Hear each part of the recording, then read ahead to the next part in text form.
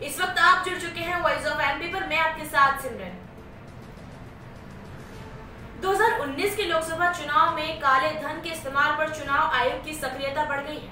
आयोग ने प्रदेश के मुख्य सचिव इकबाल सिंह बेंस और अपर मुख्य सचिव गृह राजेश राजौरा को दिल्ली तलब किया। दोनों आज आयोग में पेश हुए और इस मामले में कार्रवाई की स्टेटस रिपोर्ट आयोग को सौंपी। ये दूसरा मौका है जब आयोग ने प्रदेश के 2 आला अफसरों को दिल्ली बुलाया है और पूरे मामले की प्रोग्रेस रिपोर्ट तलब की है। आज केंद्रीय चुनाव में हुई अहम बैठक पर सभी की नजर टिकी हुई थी। खबर है कि राज्य सरकार ने पूरे मामले में ईओडब्ल्यू में प्राथमिकी दर्ज करने के बाद स्टेटस रिपोर्ट तैयार की है, जो चुनाव आयोग के सामने रखी जाएगी। एमपी के अफसर पूरे मामले में अब तक ईओडब्ल्यू की कार्रवाई और पड़ताल की जानकारी देंगे।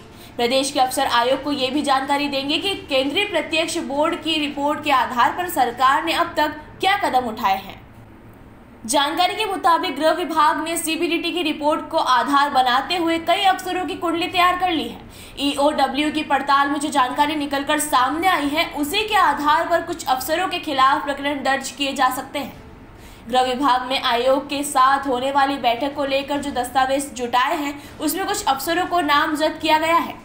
2019 के चुनाव में काले धन के इस्तेमाल के मामले पर इनकम टैक्स ने कई स्थानों पर छापे मारे थे।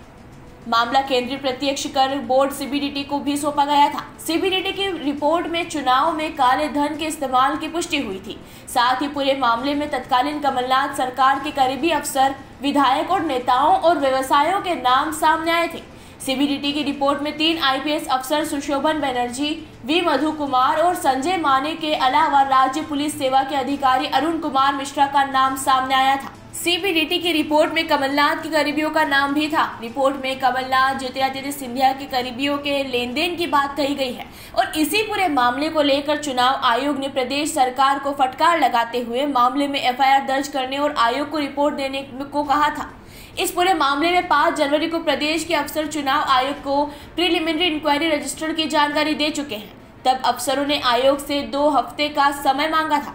उसमें ईओडब्ल्यू के एक्शन के बारे में आयोग को जानकारी देने की बात कही गई थी। आज हो रही इस अहम बैठक में राज्य सरकार आयोग को ईओडब्ल्यू के एक्शन के बारे में जानकारी देगी। तो ये थी इस वक्त की अपडेट। ऐसे ही अपडेट्स के लिए बने रहे हमारे साथ वॉइस ऑफ एमपी पर।